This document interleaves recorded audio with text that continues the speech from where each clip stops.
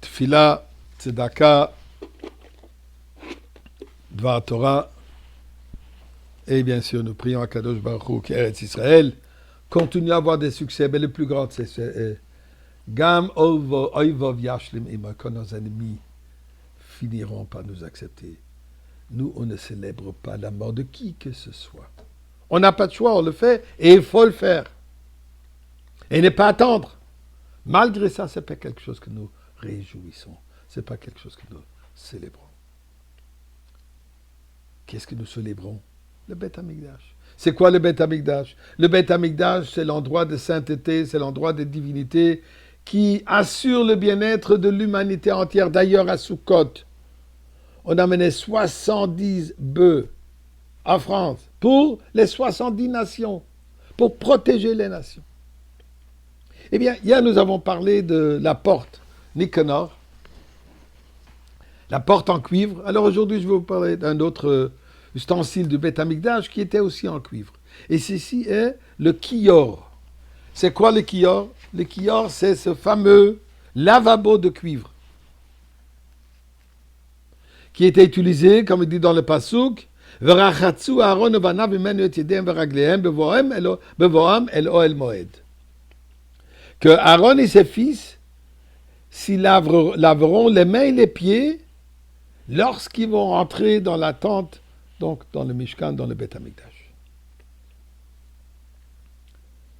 De quoi c'était fait?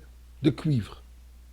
Quel cuivre? Eh bien, le Midrash nous raconte que comme Moshe Rabbeinu a fait l'appel de fond, l'appel que chacun participe dans la construction du Mishkan, ils ont amené l'or, ils ont amené l'argent, ils ont amené toutes les matières précieuses.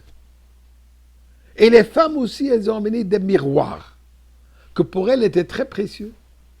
Moshe Rabbeinu regarde ces miroirs et dit, qu'est-ce qu'exactement je vais faire avec des miroirs? Qui a besoin de se regarder dans le Mishkan? Dans le Mishkan, on a besoin de regarder Dieu, pas soi-même. Dieu lui dit, ces miroirs sont extrêmement précieux pour moi. De quoi s'agit-il? Eh bien, en Égypte, durant l'esclavage, les maris, en rentrant le soir après une journée épuisés, démoralisés, déprimés, n'avaient aucun intérêt de propager, de continuer l'existence du peuple. N'étaient pas intéressés à agrandir les familles, surtout avec le danger que les enfants vont être tués.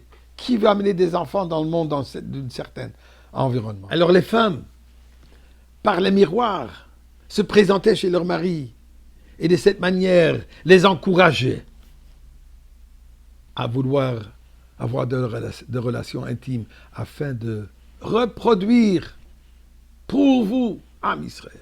Dit à Kadosh Baruch Hu, ce sont ces miroirs qui sont la base de l'existence du peuple juif. Si pas pour ces miroirs, il n'y aurait pas eu de juifs pour remplir le Mishkan. Absolument, tu vas utiliser ces miroirs, tu vas en faire le kior, et avant de rentrer dans le Mishkan, les Kohanim vont devoir se laver les mains et les pieds pour amener la pureté. Mais écoutez aussi un petit point halachique par rapport au kior. L'halakha nous dit que tout liquide qui restait dans un des ustensiles du Beth Amikdash, durant la nuit, le lendemain, on n'avait pas le droit de l'utiliser. Alors ici, il y avait une problématique pour le kior. Le kior, il est plein d'eau. Et il était assez grand. Il devait suffire pour que des centaines de Kohanim puissent laver les mains et les pieds. Il y avait 12 robinets autour de ce kior par lesquels ils se lavaient les mains et les pieds. Qu'est-ce qu'ils faisaient le soir? Ils ne pouvaient pas juste le vider et ensuite le re-remplir le lendemain. Alors ils ont eu une idée géniale. Ils ont créé un certain de système que tous les soirs, levaient le kior et le plaçaient dans un bassin d'eau qui était à côté. De manière que l'eau qui est dans le kior n'est pas seulement dans le kior, mais elle est dans tout le bassin. Donc il ne se trouve pas dans un ustensile sacré du Beth Amikdash ou du Mishkan. De manière que le lendemain, ils pouvaient l'utiliser. Donc, ils ont toujours trouvé un moyen d'assurer que la lacha soit accomplie à 100% et en même temps de pouvoir servir à Kadosh Baruch Hu. Et Ribono Shel Olam, on est prêt à te servir dans le Beth Amikdash. Nous, amène-le de Beth Amikdash.